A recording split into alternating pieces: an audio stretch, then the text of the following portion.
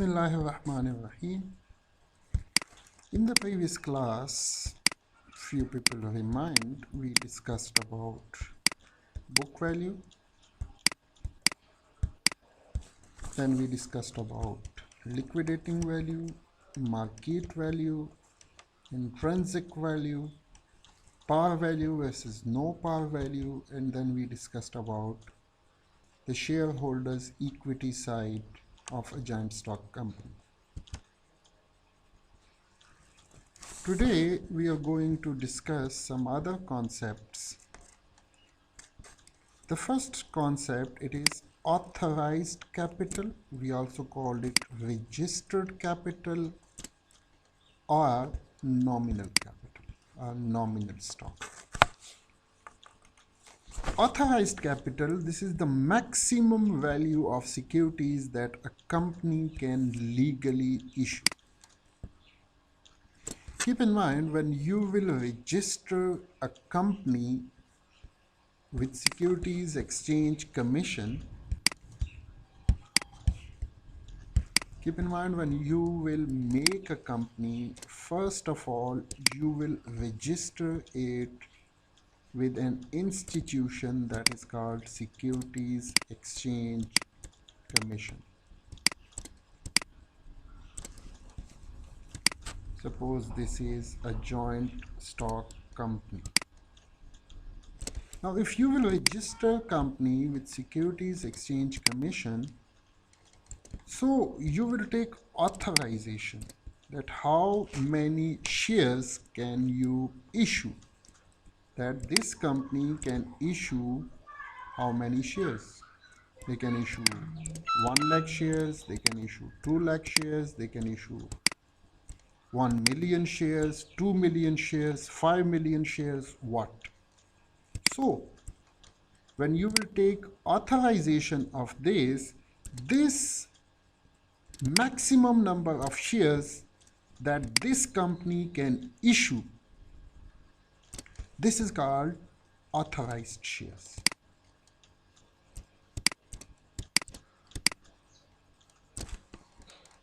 That you are authorized to issue 1 lakh shares, or you are authorized to issue 10 lakh shares. So, the maximum value of securities that a company can legally issue, legally means you register it with Security Exchange Commission, that I will issue this much number of shares. This number is specified in the Memorandum of Association or Article of Incorporation, but can be changed later with shareholders' approval. Keep in mind, this number of shares, this is mentioned in Memorandum of Association.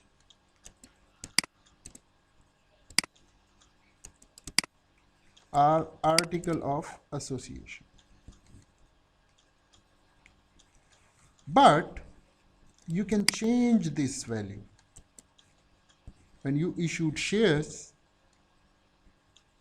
and then shareholders, all shareholders, they are willing that we will register some more issue. Shareholders are willing, so you can increase this number of authorized capital. Suppose they took authorization for additional 5 lakh shares. Shareholders approved that, okay, issue additional 5 lakh shares. So here he's talking about this. This number is specified in the Memorandum of Association or Article of Incorporation, but can be changed later with shareholders' approval. If shareholders approve that issue additional shares, so then the company can legally register some more shares with the Securities Exchange Commission. Now, what is issued capital? The total of a company's shares that are held by shareholders. We took authorization for 10 lakh shares. But initially we issued 3 lakh shares. How many shares? 3 lakh. So mean these shares are issued to the public. These are in the hands of the general public, or these are in the hands of the shareholders. So those shares which are in the hands of the general public, which are with the shareholders, so we call it issued capital. Out of 10 lakh, only 3 lakh shares are issued to the public, because initially we need less amount. Later on, we can issue more shares to the general public if we need money. But initially, we issued 3 lakh shares out of 10 lakh. So this 3 lakh shares, the total of a company's shares that are held by shareholders, which are in the hands of shareholders, we call it issued capital. A company can at any time issue new shares up to the full amount of authorized share capital. Now, you can issue 10 lakh shares. So next time you can issue any amount. This was initial public offering. So initially you issued 3 lakh shares. But next time, suppose second time, you issued additional 5 lakh shares.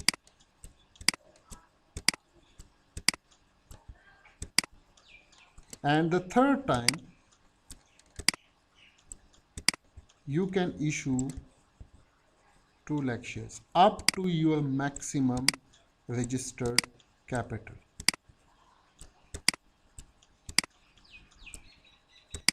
So those shares which are in the hands of public, which are in the hands of shareholders, we call it issued capital.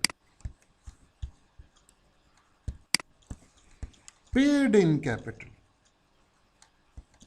Accounts represent the par value of stock paid by an investor.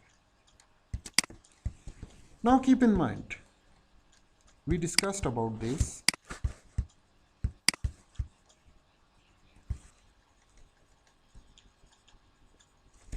We discussed that there is a par value of share. In our example, the par value was $2. And keep in mind, we issued 3 lakh shares.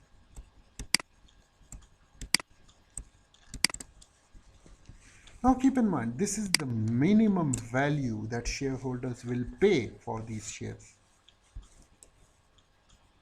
So 3 lakh multiplied by 2, so we got $600,000 if we will sell shares to the public. Because below this value, you can't sell shares to the public, face value. So shareholder must pay this $600,000 for these shares. This is called paid in capital.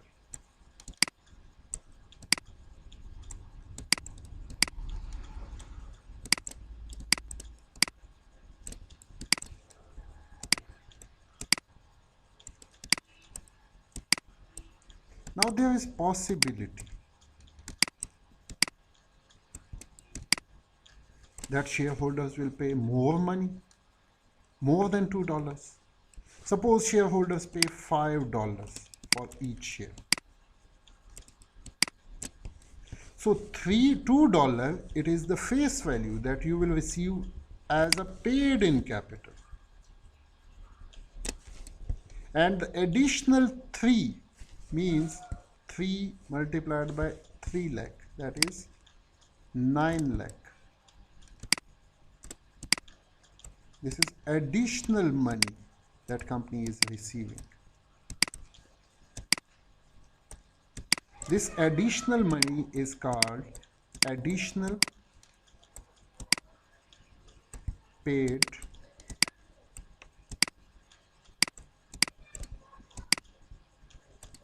in capital.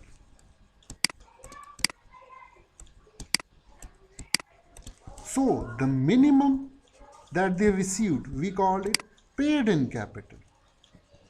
But the money which is received and in excess of the face value, $2 is the face value, but the company sold these shares for $5 to the public. So additionally, they received $3, additional $3. So this additional $3 for one share, $3. So for 3 lakh shares, the company received 9 lakh. This is called additional paid in capital. So accounts represents the par value of stock paid by an investor. And additional paid in capital is the account represents the excess paid by an investor over the par value price of a stock issue. Additional paid in capital can arise from issuing either preferred or common stock. This additional paid in capital, it can be in preferred stock, it can be in common stock. So keep this thing in mind that you can issue common stock above the face value, you can issue preferred stock above the face value. Paid up capital. The amount company received from sales of shares and represents the money that is not borrowed. Basically,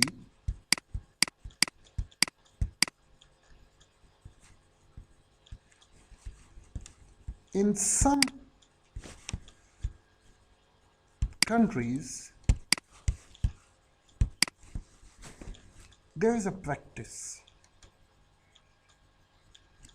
What is that practice? Suppose the face value of share, it is F10. Now what are companies doing? They are receiving this money in installments.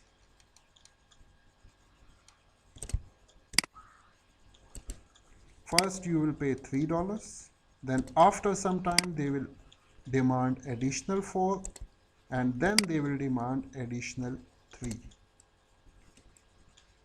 Suppose when the company issued shares, so initially they received $3. So the money that the company received from shareholders, we call it paid up capital.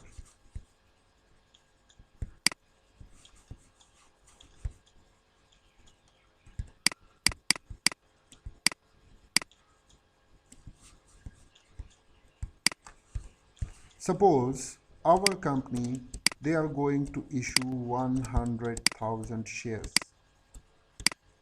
They sold these shares to the shareholders. But initially, total value, face value, it is $10. But initially, they received the first installment of 3 Afghanis. So 1 lakh multiplied by 3, so it becomes 3 lakh Afghanis. So this 3 lakh Afghani, this will be called paid up capital. Suppose after the second installment, they received additional 4. So 3 plus 4, it will become 7. So 1 lakh multiplied by 7, so means the company received paid up capital of 7 lakh. So paid up capital, it is basically the amount that is received from the shareholders, and this is not the money which is borrowed. This is the shareholders' money. This is not loan.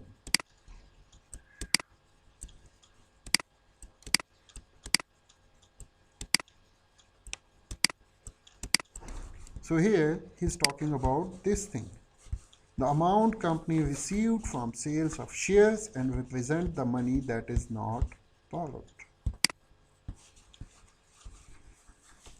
Then there is primary market for common stock. Primary market for common stock, it is divided as initial public offering, when common stocks are first time brought to market, and also known as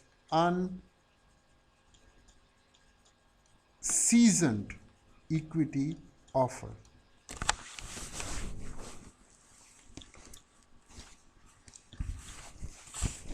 When the company issued shares initially, just like in our example, our registered capital, it was 10 lakh shares, but out of 10 lakh we only issued 3 lakh shares initially. So that 3 lakh shares, that first time we issued, we call it initial public offering. Then the second one is seasoned equity offering. After initial public offering, when the company required more capital, so they issued additional capital. Suppose initially we were authorized to issue 10 lakh.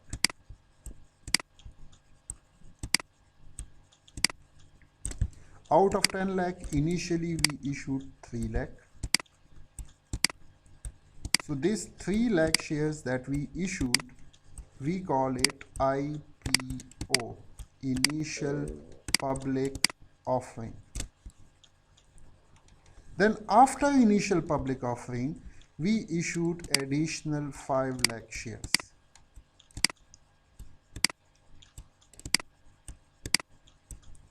This additional 5 lakh shares that the company issued, we call it seasoned offering, seasonal equity offerings. The sale of additional shares of stock by company whose shares are already publicly traded. So the second time when a company is issuing shares, we call it seasoned issue. Then in seasoned issue, again it is divided into two: general cash offer, an issue of securities offered for sale to the general public on a cash basis, just for cash. You are selling these shares just for cash. And the second one is rights offer. We discussed about this in the previous class. A public issue of securities in which securities are first offered to existing shareholders, also called a rights offering. If you people remind, I discussed it here, these features, this one, right, okay, where is preemptive rights, this thing. We discussed it, I'm not going to discuss it again.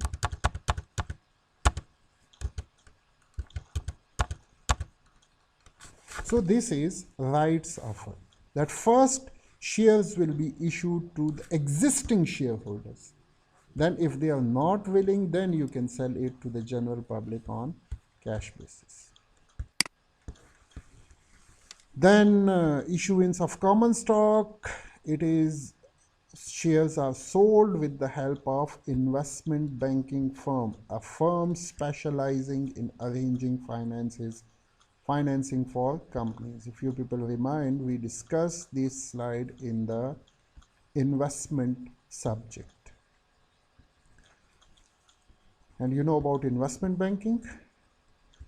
Underwriting. What is underwriting? To assume the risk of buying newly issued securities from a company and reselling them to investors. What is underwriting? The company will sell these shares to the investment bank, and investment bank will take the whole risk and will sell these securities to the general public or to the investors.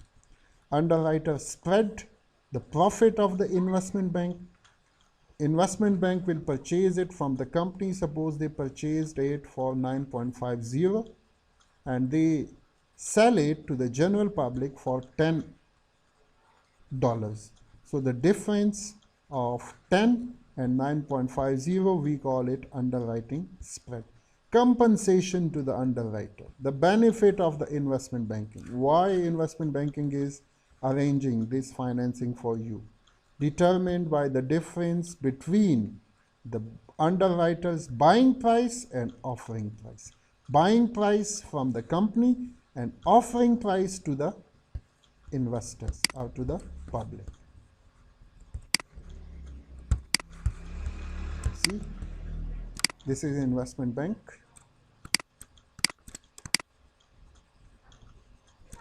Investment bank will purchase these shares from the company because investment bank is a facilitator, and then will sell it to the general public.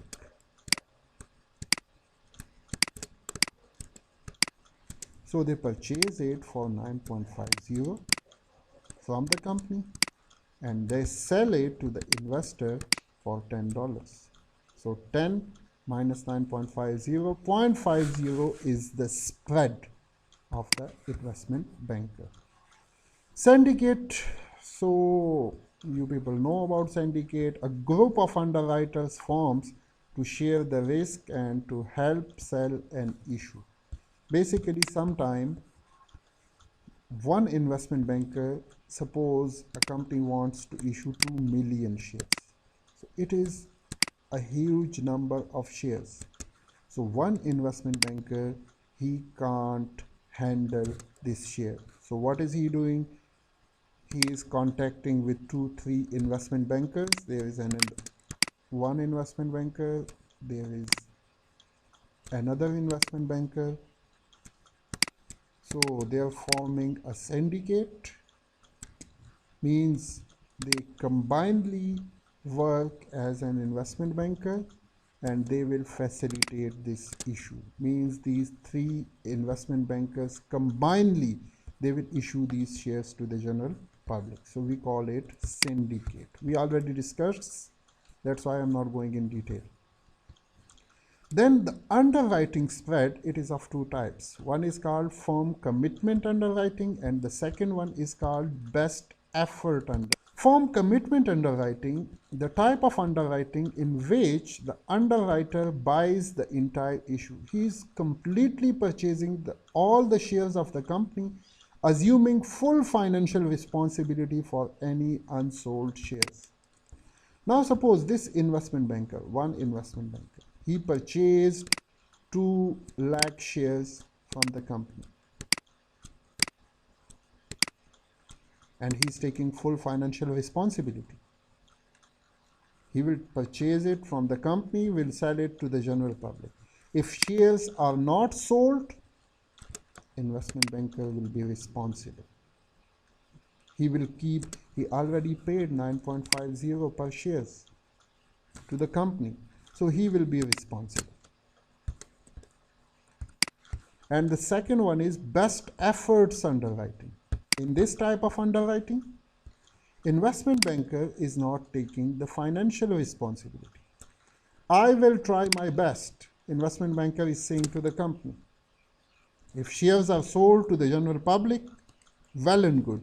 But if shares are not sold, suppose out of 2 lakh, 180,000 are sold to the general public, 20,000 shares are left. So investment banker will return these 20,000 shares to the company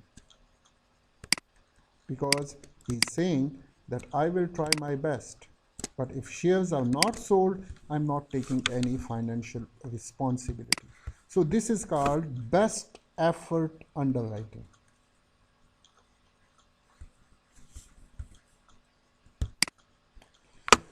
Okay, the next is voting rights and voting procedure. So inshallah it will take one class. So inshallah in the next class then we will discuss about these. Okay, have a good time. Assalamu alaikum.